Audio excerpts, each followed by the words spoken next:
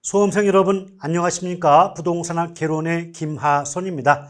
이번 주에도 배웠던 내용 가볍게 정리하는 시간 가져볼게요. 1번 봅니다. 담보 인정 비율은 주택담보대출 취급 시 무엇에 대한 대출 지급 가능 금액의 비율이다 라고 적혀 있는데 제목을 벌써 보시면 담보 인정 비율이잖아요. 정확히 말하면 담보가치 인정 비율이라고 말을 쓰고 있는데 그럼 제목 자체가 담보가치 인정 비율이니까 그 담보로 제공받은 그 부동산 등의 담보가치를 기준으로 대출액의 규모가 결정되는 게 바로 담보 인정 비율 아니겠습니까? 그렇죠? 그래서 주택담보대출 취급 시 담보가치에 대한 대출 지급 가능 금액의 비율이 바로 담보 인정 비율인데 영어 약자가 LTV잖아요. 그럼 금융론이다 보니까 담보 인정 비율 이렇게 말하는 경우 많지만 이걸 다른 데서 보면 결국 뭐 저당 비율이다, 융자 비율이다, 차입 비율이다 라고 써도 상관이 없다. 즉 뭐 대부 비율 같은 경우 모두 같은 말로 보시면 되겠고요.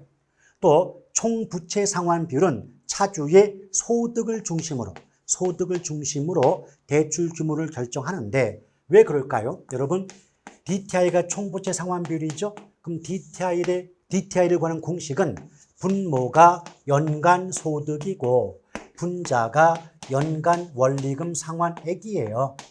그러면 자 분자는 없다고 보고요. 분자 없다고 보고 그럼 분모의 소득이 나왔잖아요. 그렇죠. 그럼 차입자의 소득을 기준으로 얼마만큼 돈을 빌려줄 수 있겠는가를 결정하는 기준이 바로 DTI 총부채 상환 비율인데 이때 소득이 높은 분일수록 상환 능력, 빚 갚을 능력이 높다고 말할 수 있는 거 아니겠습니까? 맞죠? 그래서 드물기는 하지만 소득이란 말 대신에 상환 능력을 중심으로 대출 규모를 결정한다라고 말해도 내용상 틀림은 아닌 거죠. 2번 담보 인정 비율이나 총부채 상환 비율에 대한 구체적 기준은 금융위원회가 결정한다. 자, 금융위원회가 결정하는데 실제 기출문제에서 한국은행이라는 말을 써가지고 틀렸던 문제도 있었다. 조심하실 바라겠고요. 자, 3번 볼게요. 주택금융시장 물어봤죠. 자, 주택금융시장은 금융기관, 은행이죠. 은행이 수취한 예금 등으로 주택담보대출 제공한다. 담보대출 제공하니까 이 시장은 주택담보대출시장이에요. 주택대출시장. 다시 한번 은행이 예금주로부터 받은 예금 등으로 대출 제공해 주는 시장이니까 대출 시장일 수밖에 없는 거죠.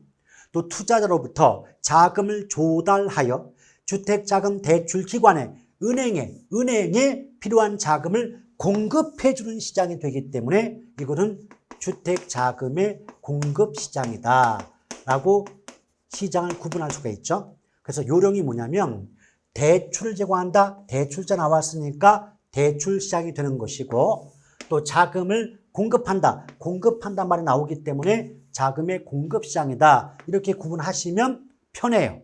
근데 그런 구분이 없다면 앞뒤를 바꿔놔도 굉장히 좋은 말로 보이기 때문에 틀렸다는 느낌을 받지 못함으로써 오답을 내는 경우가 많은 겁니다. 아시겠죠?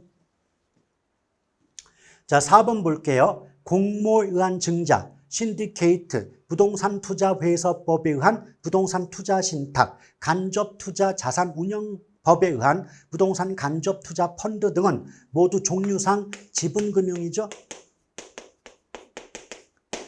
그래서 우리가 지분금융, 매자닌 금융, 부채금융 이렇게 외울 때 지분금융의 암기법 뭐라고 배우셨습니까? 신조리증펀.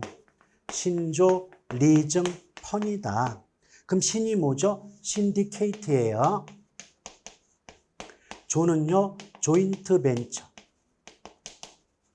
또 리는요, 리츠인데 그 리츠가 바로 부동산 투자 신탁이라고 해도 좋고 신탁 대신에 회사라는 말을 붙여도 상관은 없어요.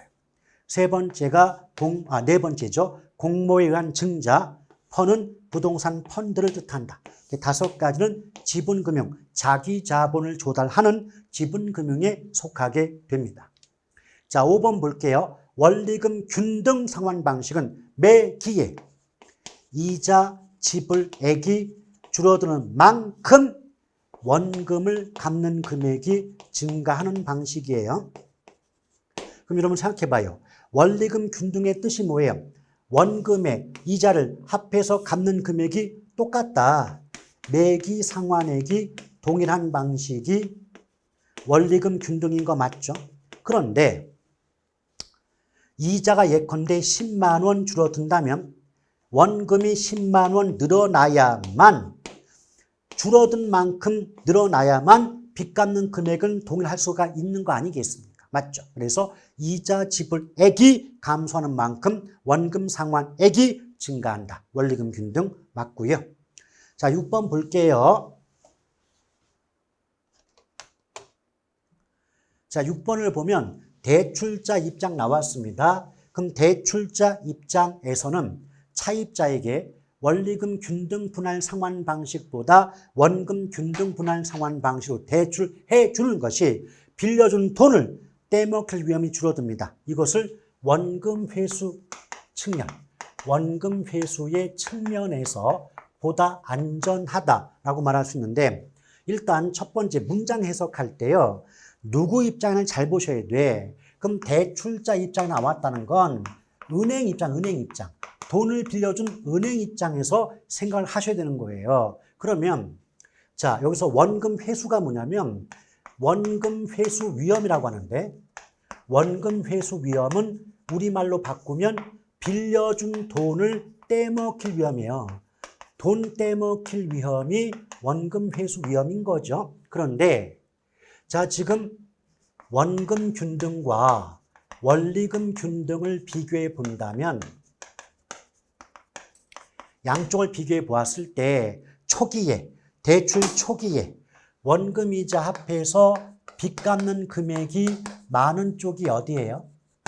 우리가 원금, 원리금, 체증 세 가지 배우셨을 때 초기에 빚 갚는 금액이 가장 많은 방식이 원금 균등이고, 그래서 초기에 많은 빚을 빠르게 갚아주니까 돈을 빌려준 대출자 입장에선 빌려준 돈을 떼먹힐 위험이 가장 작은 방식이 원금 균등이라고 배웠던 기억이 있지 않습니까? 그렇죠? 그래서 초기 상환액이 많다는 것은 그만큼 대출자 입장에서는 원금 회수 위험이 작은 거죠. 그래서 원금 회수 위험은 원금 균등이 원리금 균등보다 작게 나와요.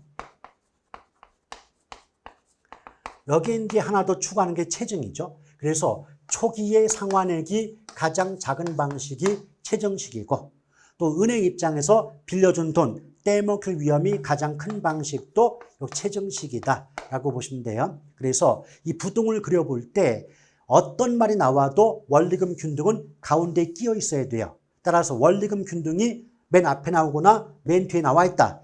해석할 필요 없이 무조건 틀린다라고 보시면 됩니다. 자, 그 다음에 7번 보면 변동금리와 고정금리가 지금 같대요. 같은데 향후 앞으로 금리가 오를 것이 예상된대요. 그 금리가 오를 것이 예상된다면 돈을 빌린 차입자는 중간에 금리가 올라가는 걸 원치 않겠죠. 그래서 차입자 입장에서는 고정이자율, 고정금리 대출이 변동금리 대출보다 유리할 수밖에 없죠. 근데 반면에 이게 차입자가 아니다. 만약 돈을 빌려주는 대출자 입장이었다면 금리를 높여야 되기 때문에 변동금리 대출이 고정금리 대출보다 유리하다. 이렇게 말이 나오겠죠. 그럼 결국 무슨 말이냐? 똑같은 전제가 붙어도 차입자냐, 대출자냐 입장에 따라서 고정금리가 유리하다, 변동금리가 유리하다. 결과가 다를 수 있다는 거예요. 아시겠죠? 자, 8번 MPTV 나왔습니다. MPTV는 혼합형이에요. 혼합형. MBB와 MPT 짬뽕이니까 혼합형인데, 그래서 MPTV의 경우는요. 원리금 수취권, 원금과 이자를 받아먹을 권리는 권리는 투자자에게 넘겨요. 그런데 권리가 있어야 위험도 부담을 하거든요. 그럼 원리금 수취권 관련된 위험이 조기 상환 위험이 됩니다.